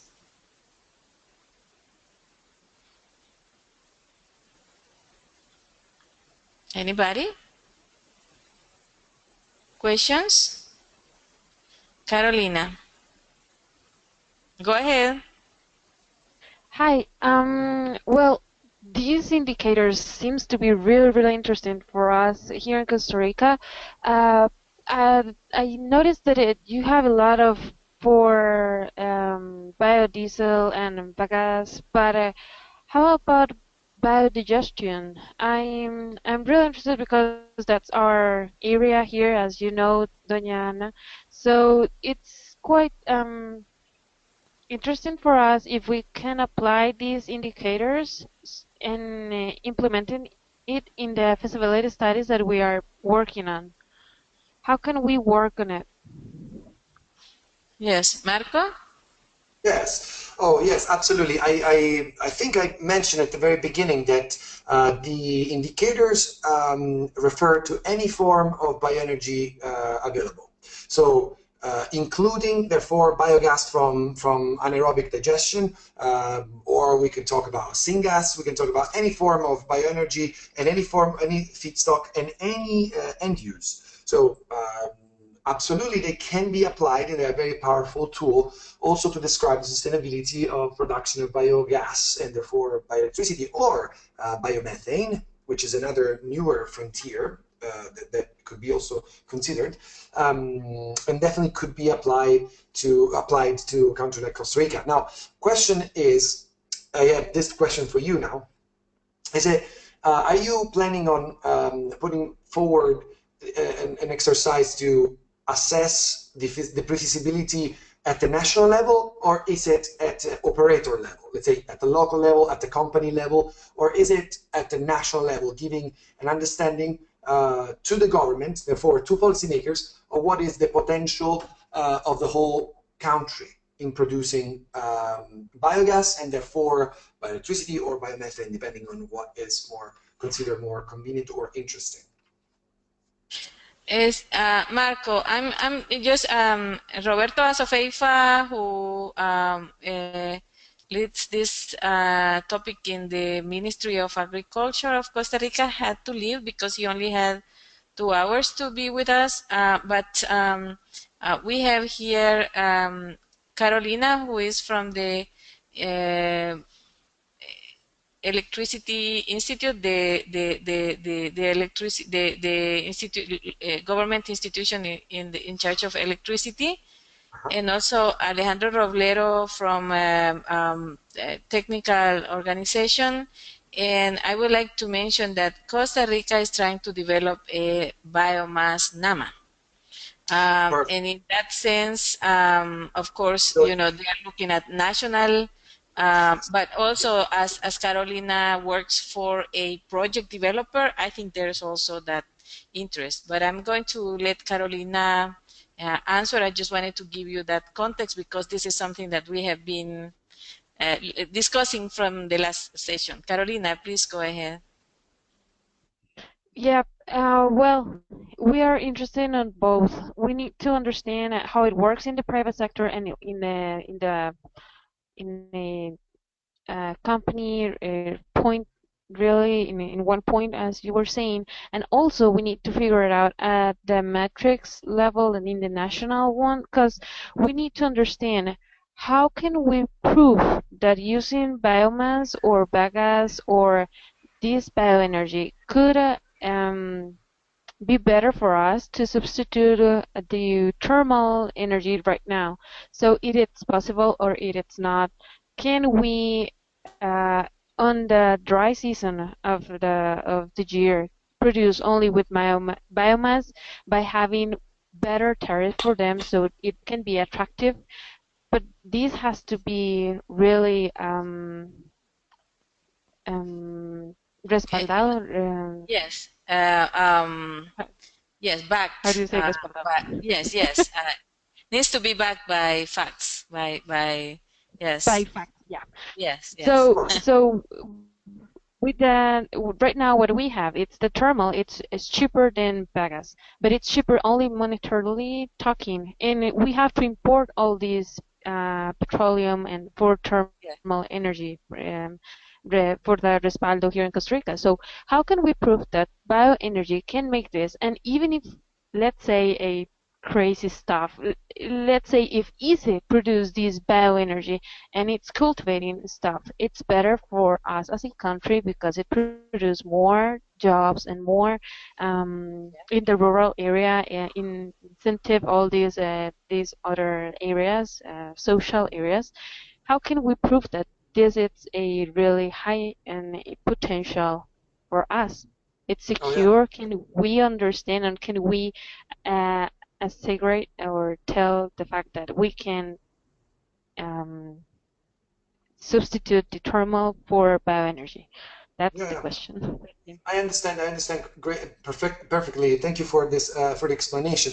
And this is the case of many countries that approach FAO for this kind of analysis. For your information, we have FAO has a whole sustainable bioenergy package. It's called. Starts with a decision-making tool that basically tells you whether bioenergy is right or wrong for you, for your country. I mean, is this the right question or not? Should I invest in the bioenergy or not? And then if the answer is yes, there is interest, and there are the basic conditions. Basically, there is biomass available, there is the technology available, and so forth. Then the question is, okay, let's study the potential. So how much can we produce? And then let's study the sustainability of this. And then again, with the GWP indicators, we can assess as a baseline how much can be produced, how much is sustainable, what is in terms of trade-offs that can be done. And then FAO can support the country, this is what we do on a daily basis, can support countries with getting funding for basically, or at least discussing with donors or discussing with the country what are the best financial opportunities for this kind of operations. If you're trying to develop a NAMA, there's the NAMA facility, German NAMA facility. But then, you know, there's a number of climate financing initiatives and opportunities that we could discuss. But certainly, it would be the first step. It would be to join as an observer the GVEP forums. So basically, be part of the Global Bioenergy Partnership as an observer. It doesn't require any form of commitment other than simply show interest whenever there is interest. And there is no financial implication whatsoever, and simply will give you the opportunity to give you as a country to be represented and to be involved into these discussions. So I believe that there is a lot that FAO and GVEP can do for to facilitate and support your work in Costa Rica. Absolutely. Thank you very much, Marco. And I would like to say that at the Let's Slack platform and the Let GP Energy Working Group, and I will speak more from the Let's Slack platform, although I'm also part as someone who has worked in the energy sector of the Let's GP Working Group. What we try to do is not to duplicate efforts, but on the contrary, try to bring together people who have the needs with people who have resources. So we are trying to see, for example, if we can have FAO. Unfortunately, I think Marco cannot be there on the 29th in Panama, but trying to see if we can bring the experts from FAO to make sure that countries have access from this community of practice, have access and contact with those resources. And Marco, I think that you know, this is the purpose of this community of practices is, well, these are countries that are already have decided to pursue this. As we mentioned, we talked about potential assessment in the past session. Today we are analyzing sustainability and the basis for that analysis of cost benefits beyond the financial. And of course, then we want to talk about what policy measures, mechanisms are necessary to make sure that the country can take advantage of that potential, considering, of course, all the economic, social, and environmental opportunities and constraints also. Okay, so I have some questions for Marco. Also, I'm going to read them, several of them, Marco, and if you can answer them later, then. Um,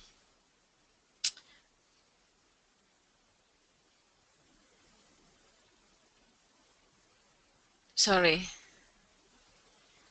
Okay, so from Marina Solanas from Argentina, have you worked with any countries on co-digestion initiatives at wastewater treatment plants?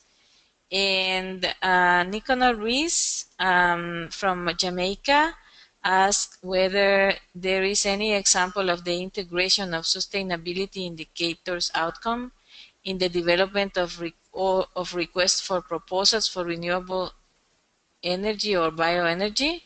Are governments via policy utilizing these indicators to add new renewable energy, bioelectricity? Um, so those, I think, if you could comment on those two questions, Marco, please. Of course. Okay.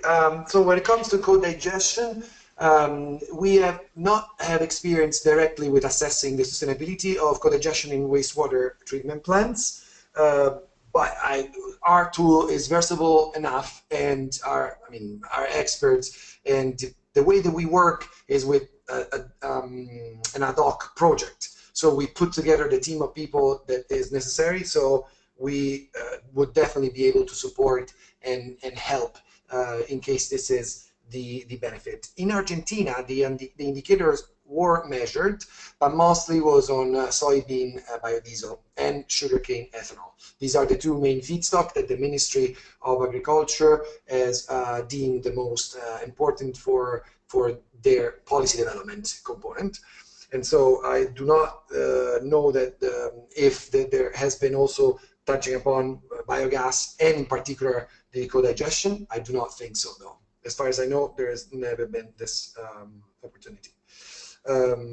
What concerning instead the say sparkling of proposals on the basis of the assessment of the indicators, the answer is yes. There has been, and there is one major one going on right now between the governments of 3 of the countries that have already measured the indicators.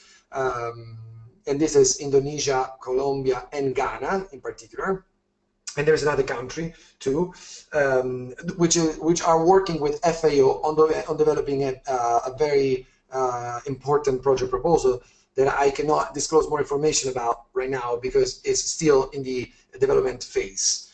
So we are working on this, and this is going to be a very, very important follow-up to the original project for us, because really takes stock of all the recommendations from the previous assessments and really puts them into practice with a very large-scale project. So we hope to get as far as possible with this financing opportunity, and then make a major difference for the sustainable development of this sector in these countries.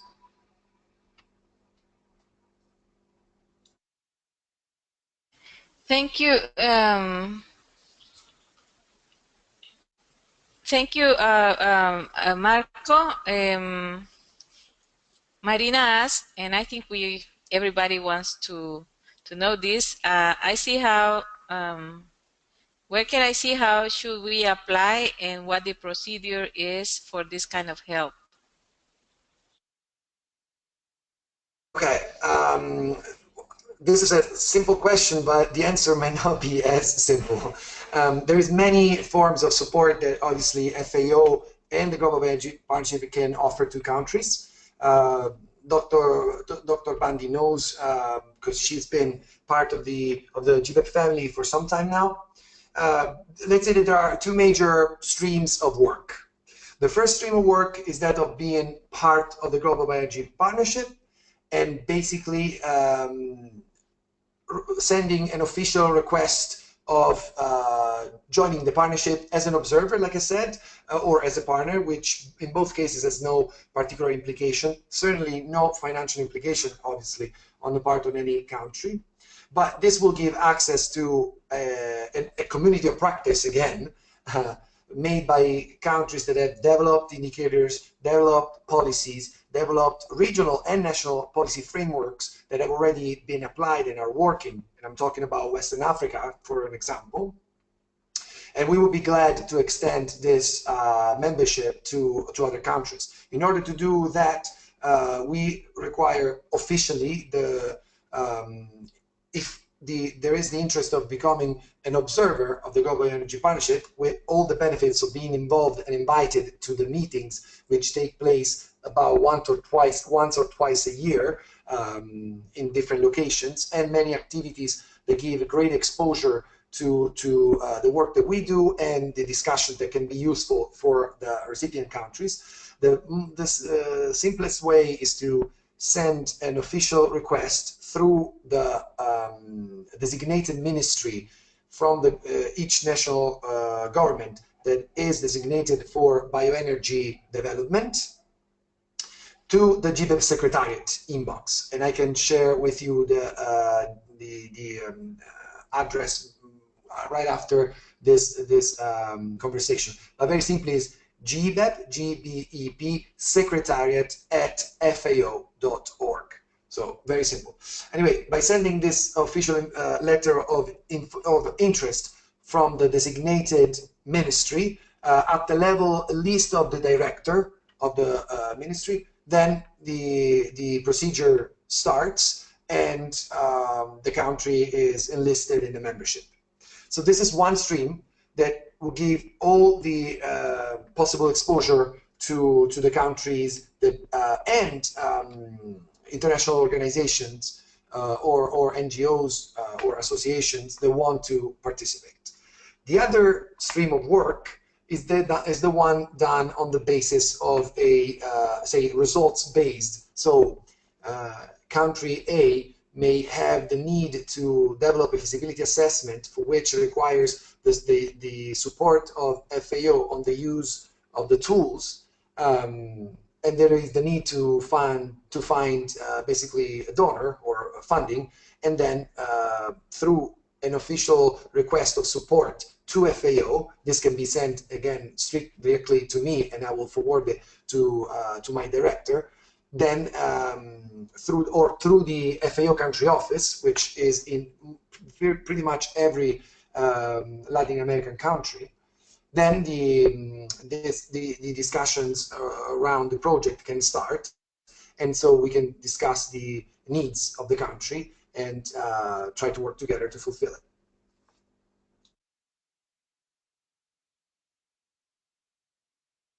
Thank you. So the participation is at the national level. So it's let's say in general, the Ministry of Agriculture who has to do or energy, who has to do the request.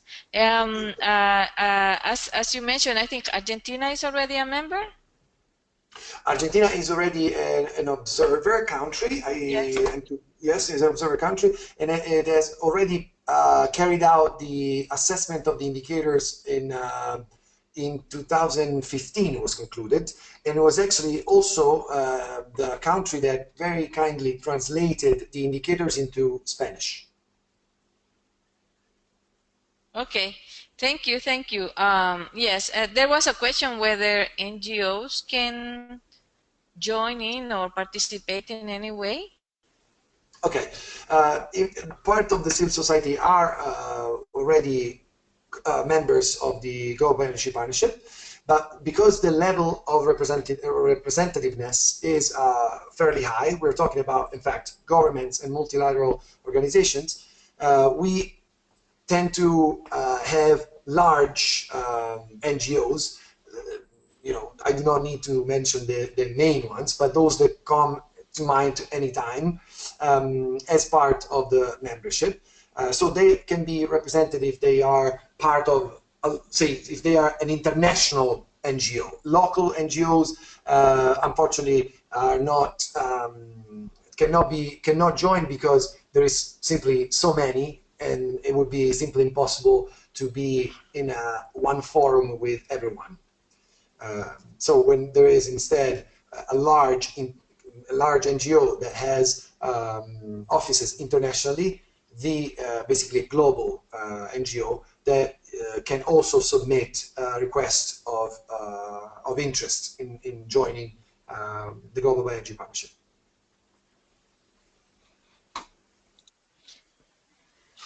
Thank you, Marco. Any other questions from the participants? I think there will be a lot of interest of, well, as you mentioned, Jamaica is already a member.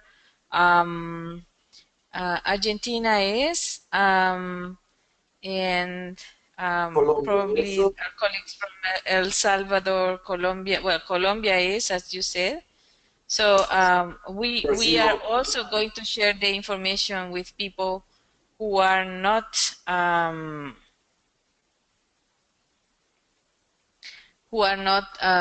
present today. We are going to share the information. I think that I would like to revisit Niconor's question, because when I think he and Nicanor, please correct me, when you were talking about requests for proposals, you were talking about bids for energy projects conducted by the government, I understand. Like these bidding processes where governments contract energy from certain sources. So so I would like to ask Marco again the question: have you seen specific cases where countries have developed policies or started bidding processes or taken action based on the sustainability assessment? Yes, this is also the case of Indonesia, as far as I know, that has started an operation of reviewing the feed-in tariffs for the actual bioelectricity sector. Yeah. That they produce. They have a large palm oil-based industry, and palm oil produces extensive amounts of wastewater, which is a perfect substrate for a feedstock for the production of biogas. But unfortunately, the tariff system is not very convenient in many other countries right now. So consequently, to the assessment of the indicators, those policies, the pricing policies for and the tariff, the feed-in tariff policies are being revised as we speak. Okay, good example. Thank you. Any other question from the participants? Marco, I have a question. Some question on specific to join or get support for specific things. I'm recommending Marina and to all the team that maybe for those specific questions about requests, we can give them your or the email address that you mentioned for follow-up. Is that okay? You can feel free to use my email address, which is already in the presentation, and I believe everyone has it. My name dot last name at fao.org. Yes. So yes. Thank you. So I think, and I have a point from Marina, because of course when you think of the concept of bioelectricity that we are using, and because of FAO's let's say constituency in the ministries of agriculture, of course, probably your requests come more from use of agricultural residues or some energy crops. But also, as Marina said, there's wastewater, there is solid, organic, other type of organic waste, more like domestic organic waste. So do you also attend those requests? And in that case, do you have many, if given that you work more with the ministries of agriculture? Oh, absolutely. In general, it is true that bioenergy matters in many countries are allocated to Ministry of Agriculture, but it's not always the case. In the case of Colombia, for instance, that is true, is the Ministry of Agriculture. But in the case of Indonesia, was Ministry of Energy. In the case of Vietnam, another country, is the Ministry of actually Trade and Industry, because the government has appointed these ministries as relevant ministries for bioenergy related matters. So it is up to the central government who is designated to discuss with us on what the government needs in terms of bioenergy. Bioenergy, we define it as energy coming from biomass. So if this is wastewater mediated or agricultural residues or purpose grown biomass, that's not something we would consider in or out. It's bioenergy, so we work with it. Okay, great. Very good. And I, you know, what are your plans right now? As you say, well, you're open to new requests from countries.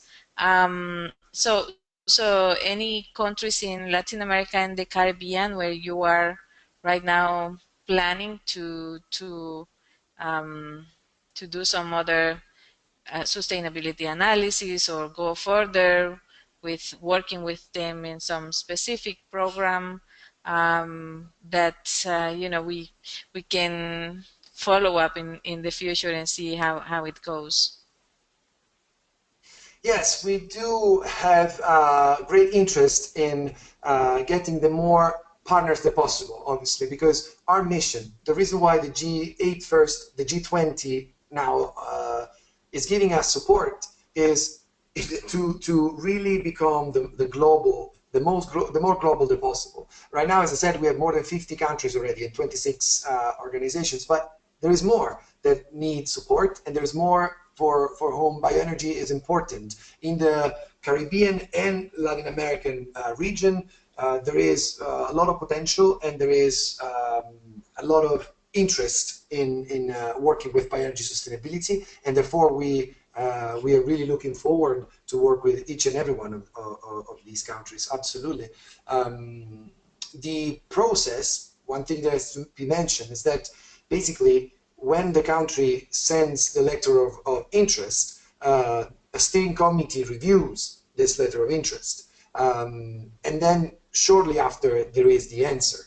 Now, if the country sends directly to the GPEP Secretariat, or like I said, through myself, if that's easier, then I will forward it with the sender in copy to the GPEP Secretariat. The process is much quicker, very simply.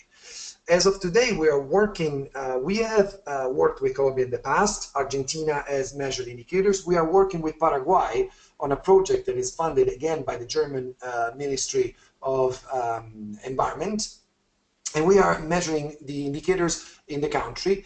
They produce mostly sugarcane ethanol and some biodiesel, but on the biodiesel part, what they need is mostly to understand how to basically streamline and make it more efficient as a system. So understanding what are the weaknesses of the sector as of today, and therefore you need a very comprehensive approach. Like I said, the GDP indicators really work well with this.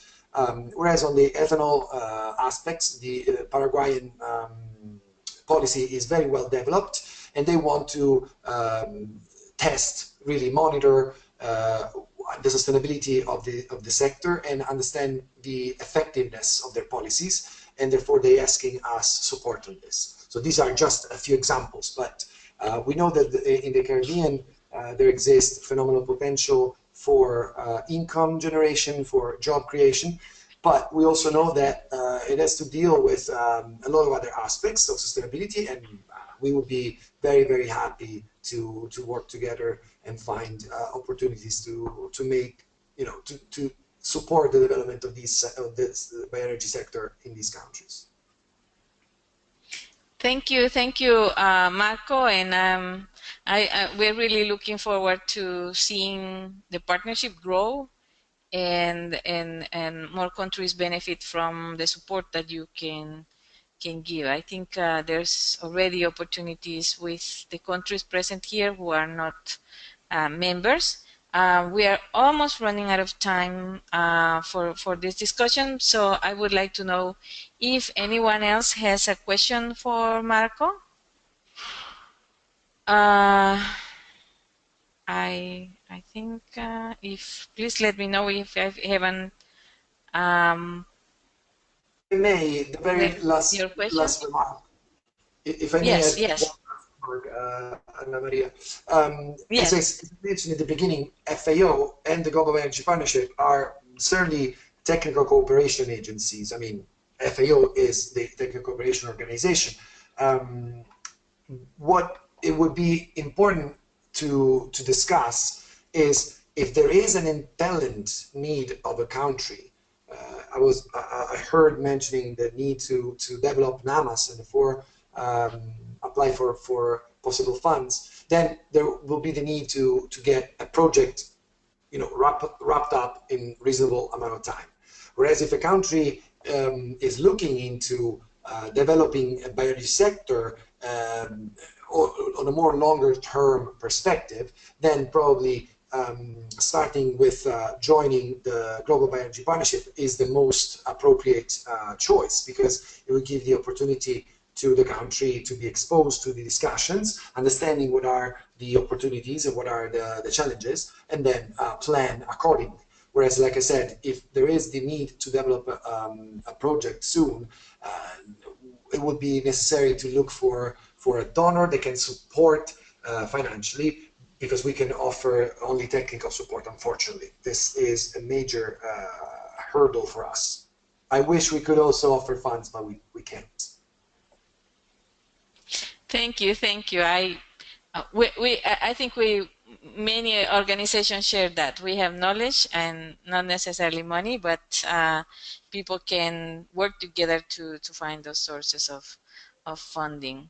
Marco, I really appreciate. We thank you for this contribution to our discussions. We hope that, or we're sure that the presentation is going to, or has provided a lot of important inputs for our work in the community of practice, and also the work in each of the participating countries. I hope that we can continue collaborating, and I'm sure that you are going to receive emails from the participants. Thank you very much for your help. So if there are... Thank you so much for inviting me, and thank you for this interesting opportunity and this very, very important initiative of yours. I am looking forward to be in touch with you and keep being a possible resource for you, for your community, and also via email directly with bilateral exchanges with the participants. Thank you very much. Thank you, Marco. So I would like then to Alejandra, if we can go to the next slide. So as we have seen, this analysis of all the sustainability issues around biomass energy and bioelectricity in our specific case is very important, and an important basis for the calculation of the levelized cost of energy, which we are going to discuss in another session. We will let you know how we are going to do with that specific topic. But then I think there are many questions, many comments, reactions that you would like to share as a community. And I would like to remind you that these online sessions that we have periodically are just one part of the resources that we have as a community of practice. So I invite you to please join to the LinkedIn group that we have. It's a discussion forum for members. You can go there and pose new questions, ask people about their experiences with technologies, with methodologies, etc., and also share for example, Carolina was sending me the link for a conference that they are going to have on biogas if you're interested. So please go to that group and continue the discussion and the collaboration with the community of practice members. And also remember that we have a Dropbox folder to share information, to share documents. You can share reports, interesting studies that you think are important for the rest of the members, policy documents, legislation, anything that you think is important for people to know from your own production and also from secondary sources. Please use the Dropbox folder to share information there. Next slide. So we have the two upcoming sessions, one on the policy issues that we have scheduled for September 21st, and the in-person workshop that we are going to send you more information about, because we are still working on some financing issues to be able to pay for tickets for all participants. So we will communicate with all of you in further emails. I just would like to mention that we also have a session that we that is not part of the community of practice, but it derives from this work. During the Let's Lack workshop, we are going to have a session on the advances of and challenges of articulating efforts from different sectors and stakeholders to develop the bioelectricity potential. So we are going to focus on that challenge. We have invited Dr. Betsy Bandy to be what we call a live case, or where she's going to present what their advances and challenges are. And there we want to discuss, how you bring together the efforts of ministries of energy, agriculture, the economy, and private sector. So different stakeholders, different sectors that are needed to move forward beyond dispersed projects into a national effort to use the country's bioenergy potential. So we are going to have that session as part of the Let's Lack workshop to bring in more people into this discussion. So next slide. Alejandra.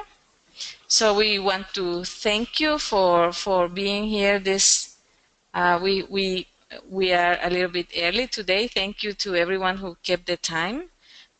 We invite you to and ask you to please reserve the space in your agenda for the next session. We thank you for the time that you are dedicating to this, for sharing your experience and knowledge. Thank you to Marco again for not only for the great presentation, but also for being here these 3 hours and getting to know the participants and their challenges and questions. So this is our contact information, and we hope to hear you in the next session and see you very active in the LinkedIn group and sharing information in the Dropbox folders. Thank you very much and have a great day. Thank you, bye. Thank you, Marco. Thank you. Thank you, Marina.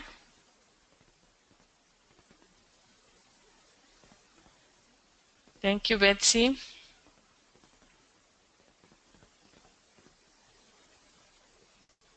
Thank you. Bye bye. Bye. Thank you.